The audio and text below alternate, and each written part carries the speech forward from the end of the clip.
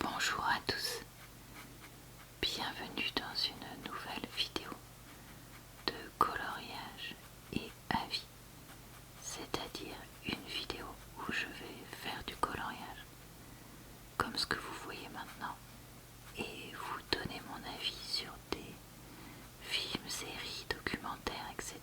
que j'ai regardés récemment. Je fais ce genre de vidéo depuis plusieurs années.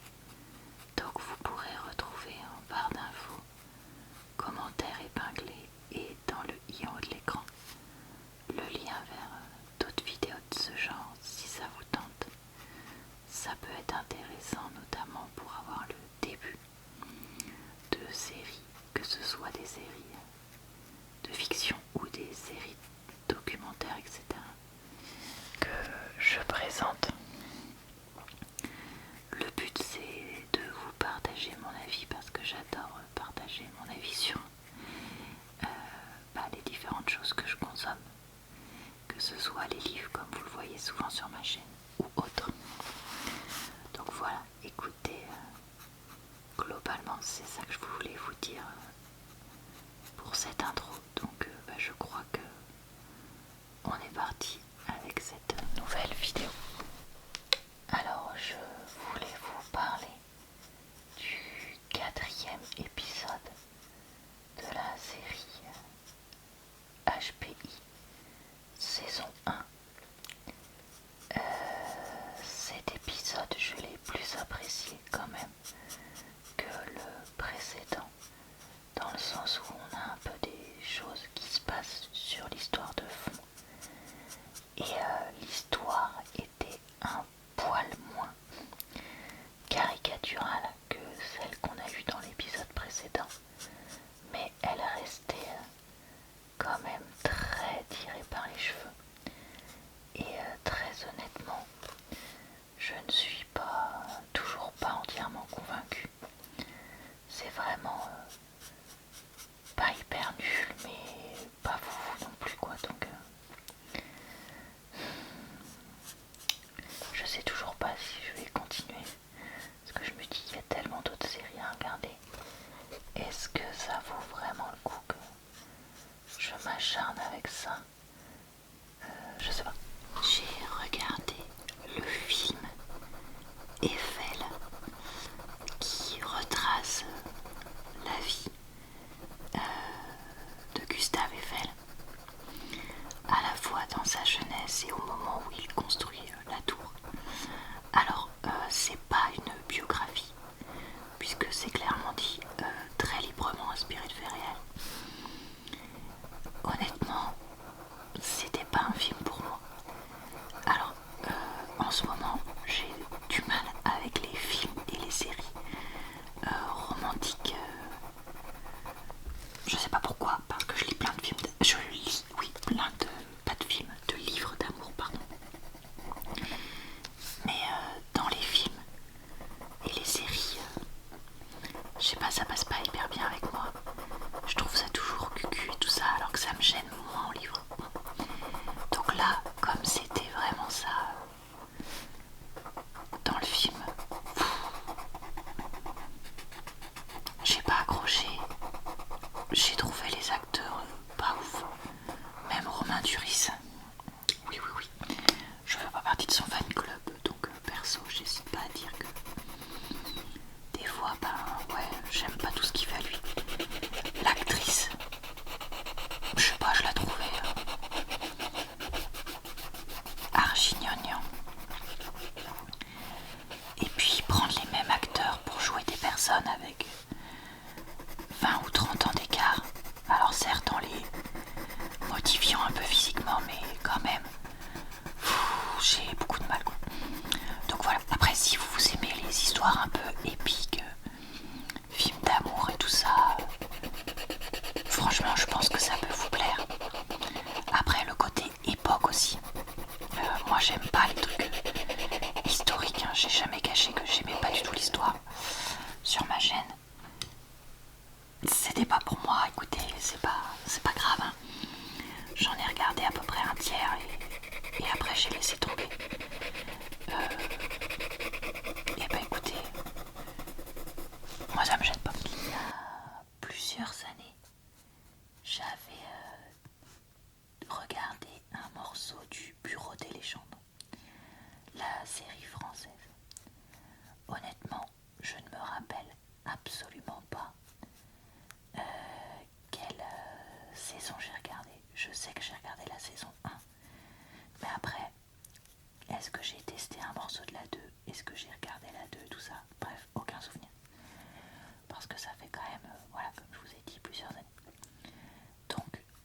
je me suis dit, tiens, dans cette bibliothèque que je fréquente, il y a le DVD de la saison 2.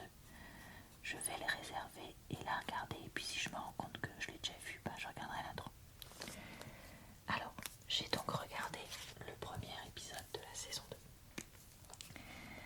Je suis certaine d'avoir déjà vu la saison 2 au moins en partie. Parce que une des seules scènes que je me rappelle de cette série se passe forcément après ce que je suis en train de voir. Voilà, puisqu'il y a une personne qui est en captivité qui, pour l'instant, est libre. Donc, je ne sais pas du tout où j'en suis. Mais ce que je me suis rendu compte, c'est que je n'avais aucun souvenir de cette saison. Au final, de ce qui se passe là, l'épisode que j'ai regardé, j'avais l'impression de tout découvrir pour la première fois.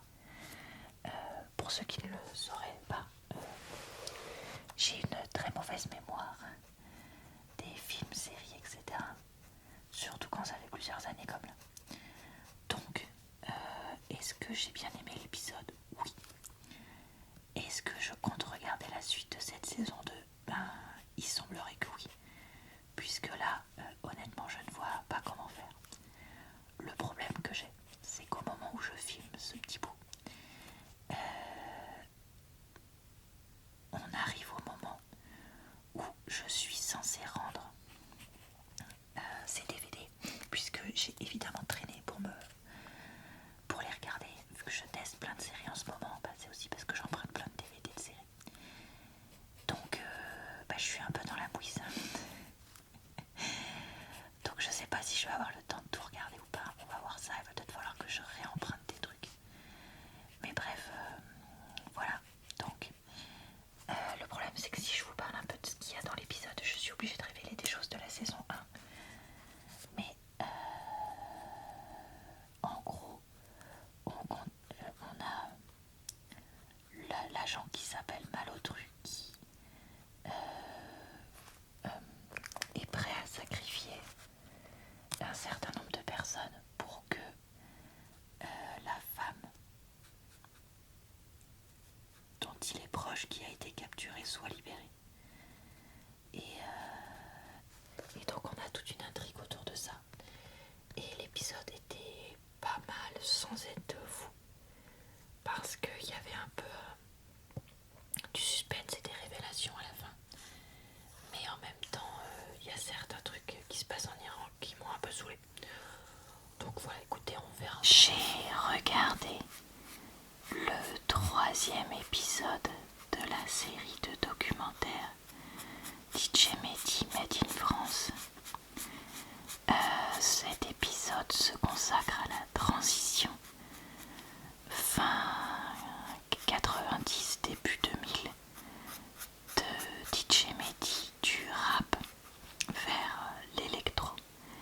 C'est-à-dire qu'il se rend compte, grâce aux membres du groupe Casus qui ont fait les deux, qu'il est capable lui aussi de faire les deux, tout simplement. Et donc il va petit à petit amener des samples et une vitesse de BPM très différente de ce qui se fait dans le rap à l'époque. Parce que ce qu'il faut bien comprendre, c'est que ce sont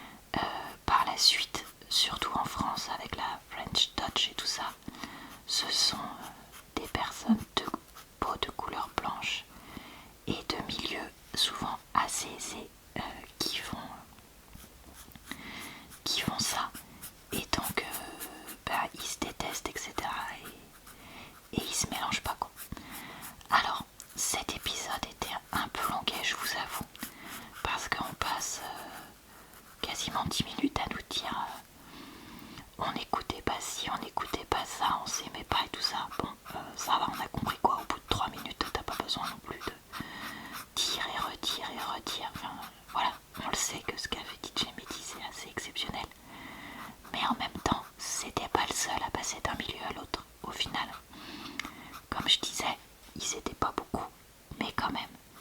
Donc je trouve que voilà, c'était un peu long là, de dire et redire et redire. Ça va, on a compris, maintenant on peut peut-être passer vers autre chose quoi. Après, à la fin, on voit le groupe 113 qui va se mettre à collaborer, enfin qui avait déjà collaboré mais qui va collaborer encore avec DJ Mehdi pour l'album Tonton du... Non, pas Tonton du Bled, c'est où il y a la chanson Tonton du Bled, mais comment il s'appelle cet album? C'est pas Prince de la Ville qui s'appelle, peut-être que si, je sais plus. Bref, donc voilà, écoutez, ça va être des musiques qui sont différentes, etc. Et ben, j'ai hâte de voir dans le 4e épisode ce que ça va donner de parler de ça et tout ça, tout simplement. J'ai regardé le 2e épisode de la saison 1 de House of Cards. Alors, je redis, je ne minimise pas du tout les choses qu'a fait l'acteur principal, qui est accusé de choses très graves et qui a peut-être d'ailleurs été condamné, je vous avoue que je n'ai pas suivi, etc. Mais donc j'avais emprunté ça à la bibliothèque et en fait j'avais envie de réessayer cette série que j'avais regardée en partie il y a des années et dont je me souviens quasiment pas. Donc dans ce 2e épisode, le personnage principal, donc le sénateur, continue à informer donc la petite jeune journaliste de certaines choses pour continuer en coulisses, etc., à prendre le pouvoir. Et d'ailleurs, à un moment, il a une citation,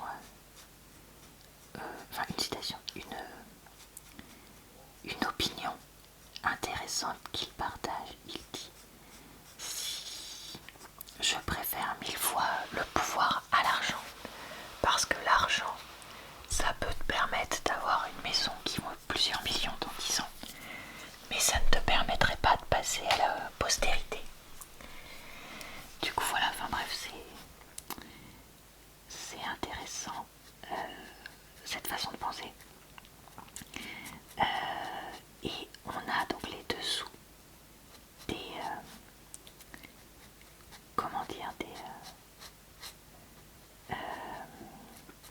institutions politiques américaines. On voit comment ça se passe un peu de l'intérieur. Et voilà, moi je trouve ça intéressant. Après, je pense que c'est le genre de séries qui peuvent très vite s'essouffler. Donc, bah écoutez, je vais continuer à regarder pour l'instant, mais ça veut pas dire que je regarderai toute la saison, ni même d'autres saisons. Loin de là. Je voulais vous parler de l'épisode 3 de la série The People vs O.J. versus peut-être, si on parlait correctement, O.J. Simpson. Alors, cette série, avec beaucoup d'acteurs connus, retrace l'histoire du meurtre de l'ex-femme de la star de football américaine des années 90, O.J. Simpson, et du procès qui a suivi, puisqu'il était accusé du meurtre. C'est une affaire très connue de l'époque, mais que je vous avoue avoir complètement oublié, parce que j'étais quand même bien petite quand c'était le cas, et donc je ne me rappelle absolument pas ce qui s'est passé. Et quand je suis tombée sur cette série, je me suis dit que ça pouvait être pas mal pour justement redécouvrir ça et voir ce qu'il en était. Donc dans ce 3e épisode, O.J.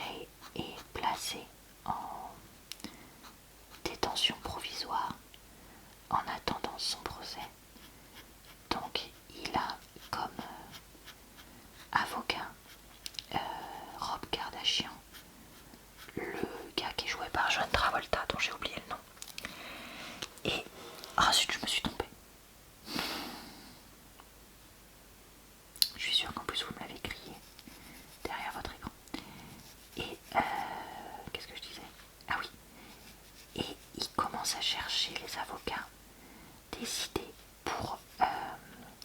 en sorte que le procès devienne caduque, parce qu'ils se voient bien que toutes les preuves accablent, après en parler, leurs clients. Et là, ils vont avoir l'idée de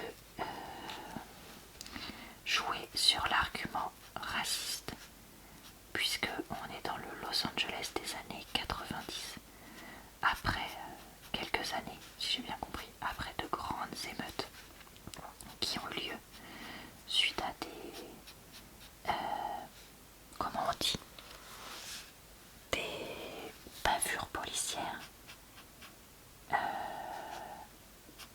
non je sais pas, enfin bref, je sais, alors je suis désolée, j'emploie probablement pas les bons mots, s'il vous plaît ne me criez pas dessus, c'est vraiment que je sais pas m'exprimer.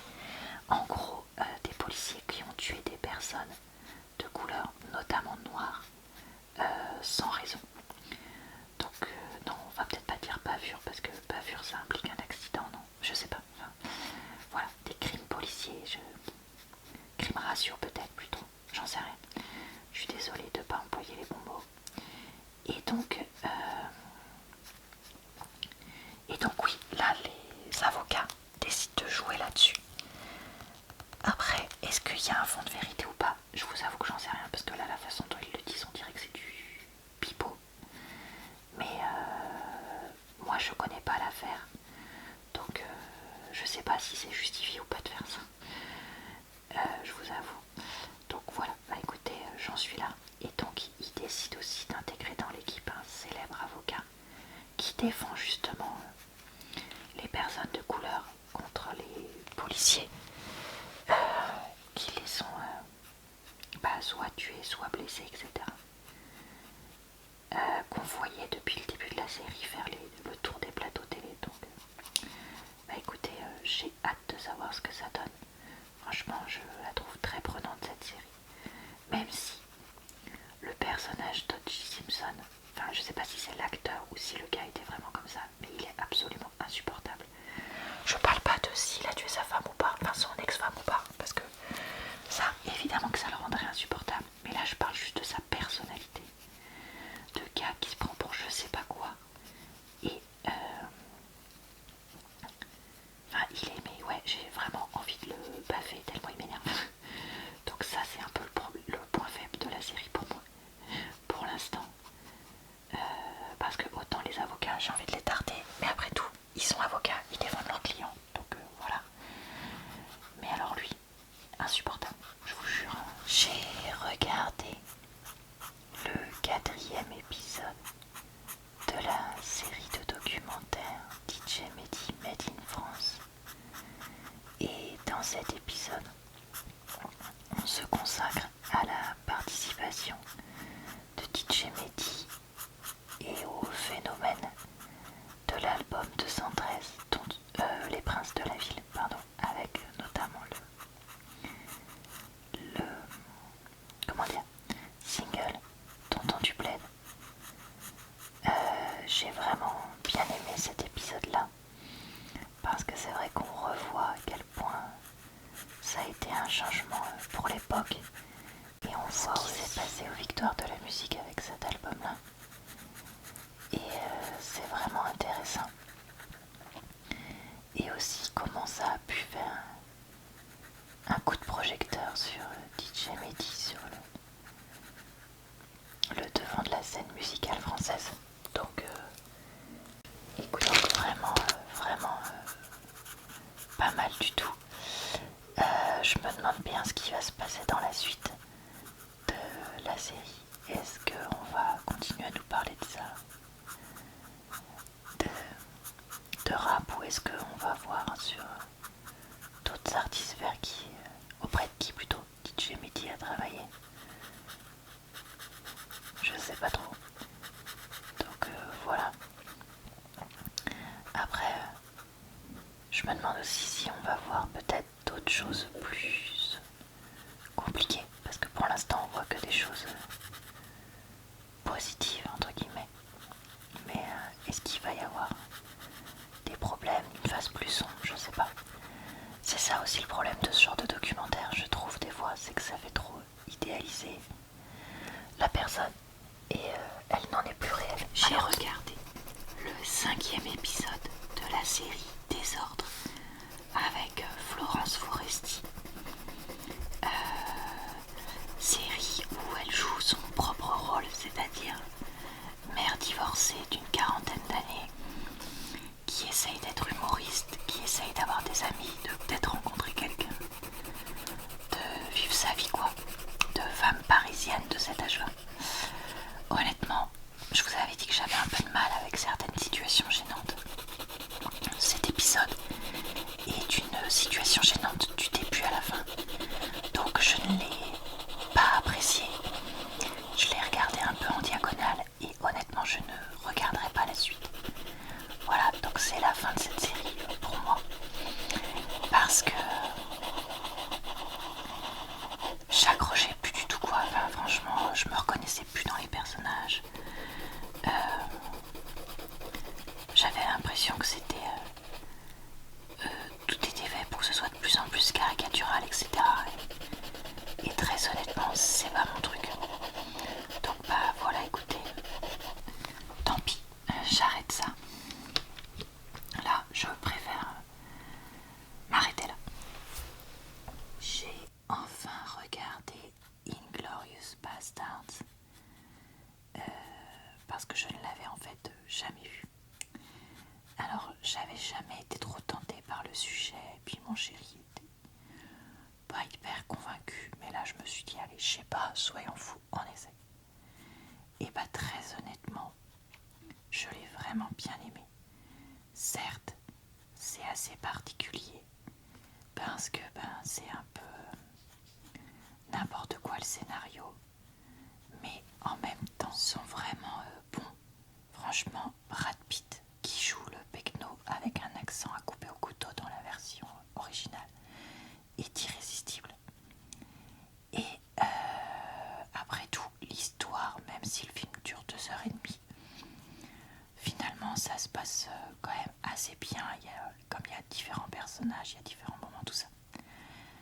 Après, c'est un Tarantino, donc je pense que ça plaira pas à tout le monde, parce que voilà, ce côté décalé, film très long, tout ça, je pense que ça plaira pas à tous.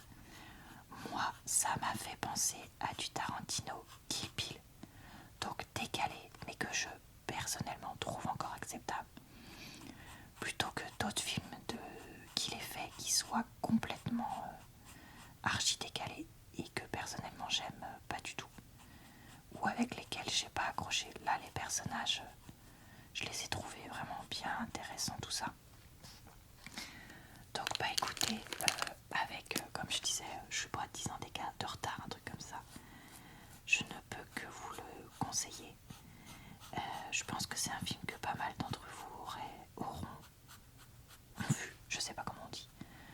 La conjugaison et moi, ça fait 50 et puis là, trop fatigué pour ça. Donc n'hésitez pas à me donner votre retour dessus.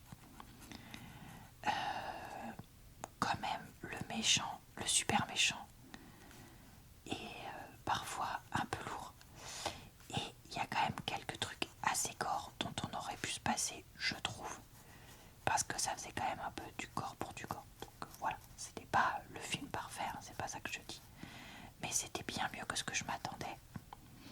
Et voilà, j'ai passé un bon moment, très honnête. Je vais vous parler du 4e épisode de la série The People vs O.J. Simpson, donc qui retrace l'affaire et le procès surtout O.J. Simpson des années 90.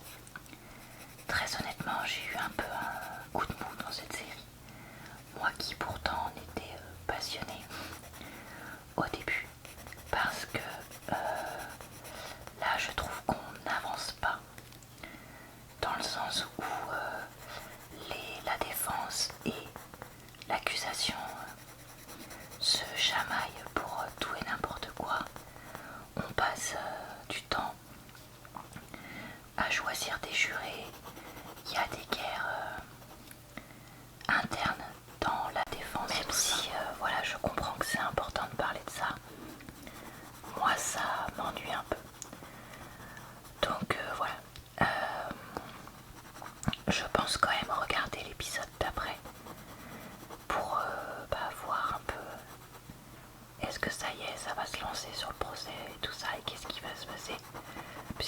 un peu un retournement de situation, enfin un double retournement de situation. Voilà, je suis pas non plus complètement convaincue par la série là et je ne saurais vous dire si je vais vraiment regarder l'ensemble des épisodes ou pas. Parce que voilà, comme je dis, au bout d'un moment, enfin comme je dis toujours plutôt, au bout d'un moment, regarder pour regarder, j'ai regardé le film Bernadette. Donc c'est un film français rempli d'acteurs connus et récents. Une comédie sur Bernadette Chirac. Dedans, il y a des événements réels. On parle de l'élection, puis de la réélection de Chirac, etc. Mais tout est amené de façon humoristique et décalée. Vraiment, je ne m'attendais pas du tout au ton de ce film. Mais je trouve qu'il est très original et au final assez marrant. Pas tout le temps marrant, mais quand même assez marrant. Et on y voit plein d'acteurs français être très bons dedans, notamment Catherine Deneuve qui joue Bernadette mi-forte. Grâce à ce film, j'ai découvert qu'en fait Bernadette Chirac était élue en Corrèze, chose que je ne savais pas du tout, ce qui est vrai. Par contre, ce qui concerne sa fille Laurence, je le savais déjà. Je vais pas révéler ce que c'est parce que peut-être que vous ne le savez pas, mais voilà. Écoutez, très honnêtement, si vous avez envie de voir un film original et français, je vous le conseille. Si après c'est pas votre truc, le ton un peu décalé de film, je vous le conseille peut-être pas. Je vais pas dire que c'est au point de faire un truc genre Mr Bean, mais vous voyez, c'est un peu l'idée quoi. Quand je vous dis décalé, c'est un peu c'est un peu n'importe quoi, mais en même temps il y a des idées qui sont vraies, donc voilà. Et je ne me rendais pas compte que les Chirac en avaient autant voulu à Sarkozy, chose que je suis allée aussi vérifier. Voilà, donc écoutez, après tout, il y a quand même un petit côté, on apprend des choses qui est, ma foi, basique. Voilà, et bah écoutez, c'est tout pour aujourd'hui. J'espère que ça vous a plu, relaxé et diverti. Je vous retrouve très vite pour de nouveaux avis parce que j'en ai pas mal à vous partager. Je me demande d'ailleurs si je ferai pas 2 vidéos de ce type en décembre, comme ça vous fera un bonus en plus. En tout cas, moi ça m'a fait plaisir de chuchoter tout ça avec vous. N'hésitez pas à me partager vos avis sur les différentes choses dont j'ai parlé, parce que ça me fait toujours énormément plaisir quand je peux vous lire, vous aussi. Je vous souhaite donc une bonne soirée, une bonne nuit ou une bonne journée. Je vous retrouve tous les jours au mois de décembre jusqu'au 25 pour un calendrier de l'Avent et le mercredi sur ma chaîne secondaire. Je vous dis donc à très bientôt dans une prochaine vidéo.